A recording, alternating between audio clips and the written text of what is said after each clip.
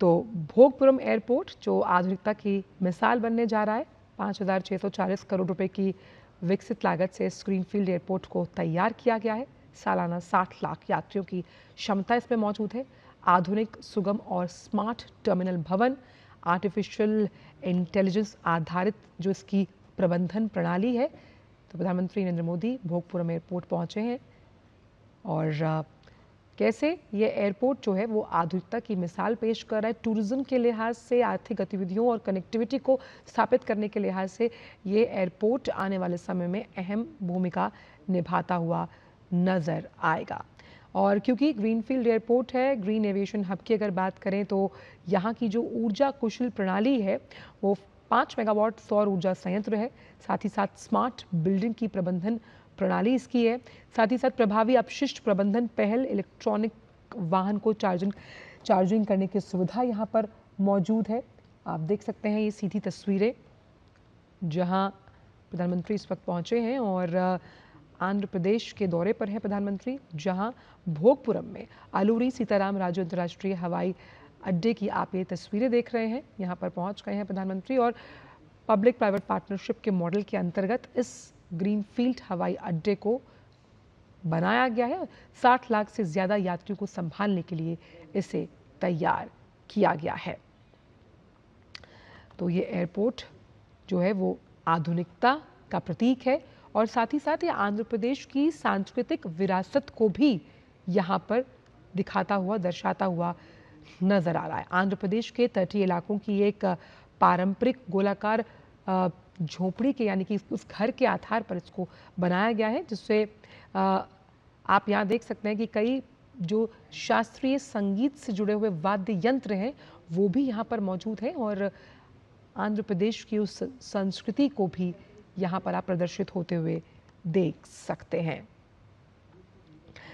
और इस एयरपोर्ट की अगर हम बात करें तो विशाखापट्टनम, विजयनगरम और श्रीकाकुलम में कैसे ये विकास, टूरिज्म और इन्वेस्टमेंट के साथ साथ डिफेंस को बढ़ावा देगा। और इसमें कार्गो टर्मिनल भी शामिल है जो फार्मा, समुद्री उत्पादों के लिए एक कोल्ड चेन सुविधा उपलब्ध करवाएगा। क्योंकि ये हवाई अड्डा ग्रीनफील्ड एयरपोर्ट्स में से एक है और ये बताता है कि अत्याधुनिक सुविधाओं से लैस है ये एयरपोर्ट और विकास के साथ साथ पर्यटन और आर्थिक गतिविधियों को बढ़ावा देने के लिए खास तौर पर जिन तमाम जगहों का हमने जिक्र किया, विशाखापट्टनम, विजयनगरम और श्रीकाकुलम में कैसे ये कनेक्टिविटी को स्थापित करेगा, उस लिहाज से इस एयरपोर्ट की भूमिका बेहद अहम हो जाती है। पब्लिक प्राइवेट पार्टनरशिप के मॉडल पर इसको तैयार किया गया। सालाना 60 लाख से यात्रियों को संभालने का मादा इस एयरपोर्ट में है। और यहाँ पर आप जो तस्वीरें देख पाएंगे, यहाँ देख रहे हैं, इसमें बंगाल की खाड़ी और समुद्री विरासत का बेजोड़ संगम यहाँ की तस्वीरों में नजर आएगा। दीवारों पर भी बंगाल की खाड़ी और समुद्री विरासत की झलक यहाँ पर दिखाई दे रही है। तो भोगपुरम एयरपोर्ट प्रधानमंत्री पहुंचे हैं और ये एयरपोर्ट आप देख सकते हैं कि तमाम सुविधाओं से लैस है और सुविधा यात्रीगणों के जो अनुभव है उसे सुखद बनाने हेतु ये एयरपोर्ट अहम भूमिका निभाता हुआ नजर आएगा।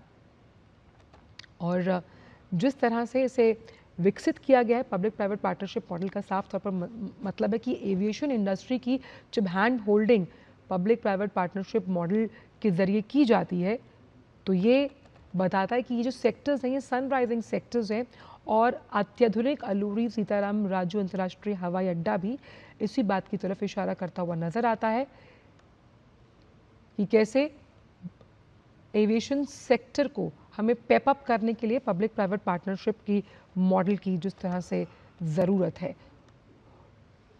और आधुनिक, सुगम और स्मार्ट टर्मिनल भवन यानी आधुनिकता से लैस, उसके साथ साथ स्मार्ट डिवाइसेस का इस्तेमाल यहाँ पर किया गया है और आर्टिफिशियल इंटेलिजेंस का इस्तेमाल, जैसे कि प्रधानमंत्री हमेशा कहते हैं कि जो तमाम अलग अलग सेक्टर्स हैं उसमें आर्टिफिशियल इंटेलिजेंस की भूमिका कैसे उन्हें और उन्नत और दक्षतापूर्ण बनाती है।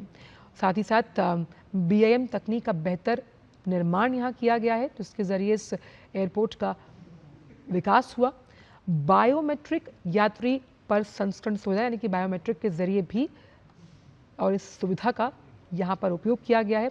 साथ ही साथ स्वचालित यानी कि ऑटोमेटिक जो बैगेज हैंडलिंग सिस्टम है, साथ ही साथ इंटेलिजेंट ऑपरेशनल मॉनिटरिंग समाधान से इस एयरपोर्ट का विकास किया गया है। तो जो प्रभावी अपशिष्ट प्रबंधन है, यानी कि कैसे जो आप वेस्ट है उसको नष्ट करने के लिए प्रभावी अपशिष्ट प्रबंधन की पहल, साथ ही साथ इस पूरे भवन को हरित भवन मानकों के आधार पर डिज़ाइन किया गया है। और इसके साथ साथ यहाँ पर ताकि आप एनर्जी को कंजर्व कर पाएँ, तो जो आधुनिक लाइटिंग की व्यवस्था है वो यहाँ पर की गई है। तो ग्रीनफील्ड एयरपोर्ट होने के लिहाज से ये ग्रीन एविएशन हब की तरफ भी इशारा करता है। और कैसे ये अलग अलग, जब हम बात कर रहे हैं विशाखापट्टनम, क्योंकि एक आर्थिक गंतव्य के तौर पर आप समझ सकते हैं कि बिजनेस ट्रिप्स के लिए जब लोग एयरपोर्ट का इस्तेमाल करते हैं, और अगर आपको इस तरह का एयरपोर्ट मिलता है जिसमें तमाम वर्ल्ड क्लास सुविधाएं यहाँ पर मौजूद हैं, और वर्ल्ड क्लास सुविधाओं के साथ साथ यानी कि विकास के साथ विरासत भी यहाँ है, और इसकी व्यावसायिक जो उड़ानें हैं वो भी जल्द शुरू होंगी इस एयरपोर्ट के ज़रिए। तो ये नया इंटरनेशनल एयरपोर्ट आंध्र प्रदेश के विकास को और गति देता हुआ नजर आएगा। और सबसे अच्छी बात यह है कि विशाखापट्टनम शहर से लगभग ये करीबन 45 किलोमीटर दूर है, और एनवायरनमेंट फ्रेंडली है, पर्यावरण के अनुकूल सौर ऊर्जा, और साथ ही साथ जब हम रेन वाटर को उसके संरक्षण की बात करते हैं, उसके संचयन की बात करते हैं, उस तरह से उसका उपयोग किया जाएगा। आर्टिफिशियल इंटेलिजेंस जो आधुनिक तकनीक का मार्ग प्रशस्त करती है, बायोमेट्रिक यात्री सुविधाएं, और यहाँ पर डिजी यात्रा पॉड्स भी बनाए गए हैं। तो ये इंटरनेशनल सुविधाओं वाला इंटरनेशनल एयरपोर्ट ये बताता है कि कैसे आर्थिक विकास को, जब आप किसी भी राज्य को मजबूत करना चाहते हैं, तो वो मजबूत कैसे होगा? वो मजबूत होगा कि जब आप उसकी कनेक्टिविटी को बाकी राज्यों के साथ जोड़ते हुए नजर आएंगे।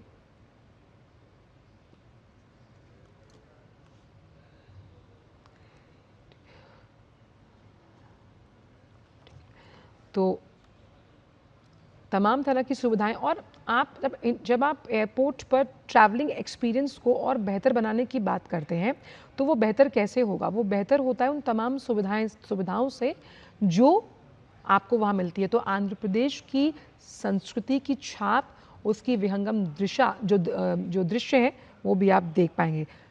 और ये डिम्सा जो कि सांस्कृतिक नृत्य है, प्रधानमंत्री का स्वागत किया जा रहा है यहाँ पर। आप उस डिम्सा नृत्य की भी विहंगम छटा यहाँ देख सकते हैं।